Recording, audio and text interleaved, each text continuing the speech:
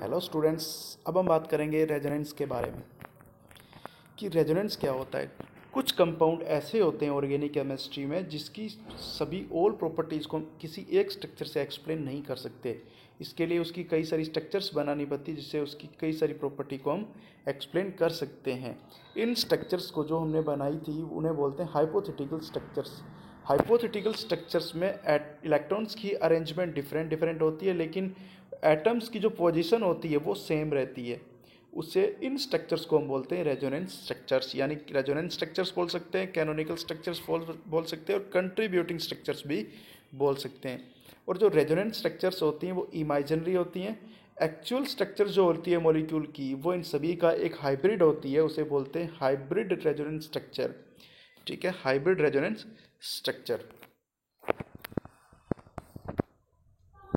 तो रेजोनेंस का मतलब सिंपली मतलब क्या होता है, रेजोनेंस का डीलोकलाइजेशन ऑफ पाई इलेक्ट्रॉन, यानी पाई इलेक्ट्रॉन का डीलोकलाइजेशन होना क्या कहलाता है, रेजोनेंस कहलाता है। या complete transfer of pi electron एक सेल से दूसरे सेल में क्या कहलाता है, रेजोनेंस कहलाता है।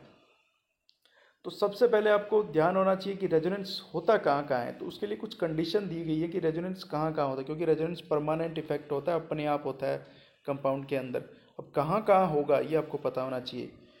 तो वे सारे कंपाउंड जिनमें पाई बॉन्ड क्या हों, कॉन्जुगेशन के अंदर हों। जैसे यहाँ मैंने कॉन्जुगेशन को पहले ही वीडियो में बता दिया है। तो कॉन्जुगेशन, यहाँ दोनों पाई बॉन्ड क्या है, कॉन्जुगेशन। कॉन्जुगेशन का मतलब क्या होता है कि दो पाई बॉन्ड अगर एक सिंगल बॉन्ड से सेपरेटेड है, उस सिस्टम को बोलेंगे कॉन्जुगेटेड सिस्टम। तो ये हो गया कॉन्जुगेटेड सिस्टम। और यहाँ क्या हो रहा है, रेजोनेंस हो रहा है।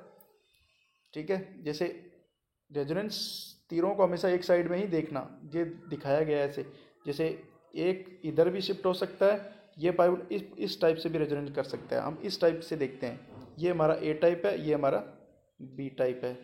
तो ए टाइप से अगर देखें तो ये पाई बॉन्ड यहाँ आएगा, ये पाई बॉन्ड इसके ऊपर आएगा, तो नेगेटिव चार्ज आएगा इस कार्बन पे, इस पे पॉजिटिव चार्ज। तो ये स्ट्रक्चर बनी एक रेजोनेंस, जो पोलर स्ट्रक्चर है इसकी। ठीक है, इसी प्रकार से अगर ये बी टाइप से बनता, बी टाइप से शिफ्ट होता, यानी ये पाई बॉन्ड यहाँ आता, ये पाई बॉन्ड इसके ऊपर, तो नेगेटिव कहाँ जाता, इसके ऊपर, पॉजिटिव कहाँ आता, इसके ऊपर। तो इस टाइप से रेजोनेंस हो सकता है। इसी प्रकार दूसरी रेजोनेटिक स्ट्रक्चर देखें जो दोनों पाई बॉन्ड कॉन्जुगेशन में है।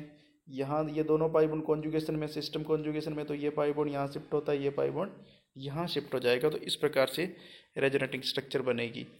ठीक है, इसी प्रकार दूसरी कंडीशन देखते हैं। तो वे सारे वे सिस्टम्स जिसके अंदर क्या हो, लोन पेयर और पाई बॉन्ड कॉन्जुगेशन में हो। तो यहाँ क्या हो रहा है, एक पाई बॉन्ड है, सिंगल बॉन्ड और लोन पेयर। मतलब कंडीशन वही रहती है कॉन्जुगेशन की, डबल बॉन्ड सिंगल डबल, ये भी कॉन्जुगेशन है। डबल बॉन्ड सिंगल और लोन पेयर, ये भी क्या है, कॉन्जुगेशन है। डबल बॉन्ड सिंगल और पॉजिटिव चार्ज भी कॉन्जुगेशन माना जाता है। डबल बॉन्ड सिंगल और माइनस चार्ज भी कॉन्जुगेशन माना जाता है। और डबल बॉन्ड सिंगल और फ्री रेडिकल भी क्या माना जाएगा, कॉन्जुगेशन माना जाएगा। तो दूसरी कंडीशन ये हो गई, double bond single lone pair conjugation में है, तो यहाँ भी resonance should be takes place. तो इस प्रकार अगर इसकी रेजोनेटिक स्ट्रक्चर देखें तो इस प्रकार की बनती है। लोन पेयर यहाँ शिफ्ट हो जाएगा, पाई बॉन्ड इसके ऊपर आ जाएगा, तो यहाँ नेगेटिव आ गया और यहाँ डबल बॉन्ड आ जाएगा। तो डबल बॉन्ड इसने लोन पेयर दिया तो इस पर क्या आएगा, पॉजिटिव चार्ज। तो ये भी एक रेजोनेटिक स्ट्रक्चर बनती है। इसी प्रकार CH2 नेगेटिव और डबल बॉन्डेड है, तो ये बॉन्ड यहाँ शिफ्ट, नेगेटिव इसके बीच आ जाएगा, ये बॉन्ड यहाँ शिफ्ट हो जाएगा, तो नेगेटिव यहाँ चार्ज आ जाएगा। तो दूसरी स्ट्रक्चर ये बनेगी।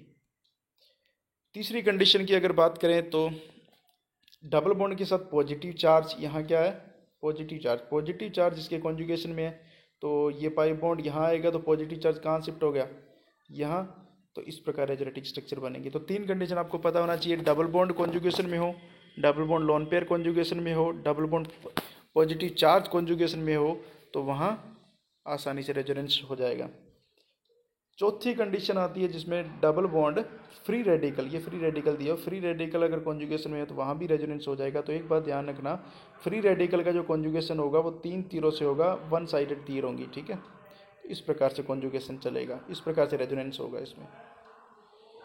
पांचवी कंडीशन की अगर बात करें तो पांचवी कंडीशन में लोन पेयर और पॉजिटिव चार्ज, लोन पेयर क्या हो, लोन पेयर और पॉजिटिव चार्ज। ठीक है, पॉजिटिव चार्ज और नेगेटिव चार्ज अगर ये कॉन्जुगेशन में है तो वहाँ भी क्या होगा, रेजोनेंस हो जाएगा। जैसे ये बॉन्ड यहाँ लोन पेयर इसमें आ जाएगा, प्लस यहाँ था, तो प्लस किसके ऊपर आ गया, इसके ऊपर। तो ये पांचवी कंडीशन है। तो आप ध्यान रखना है आपको। तो लोन पेयर कितना होना चाहिए,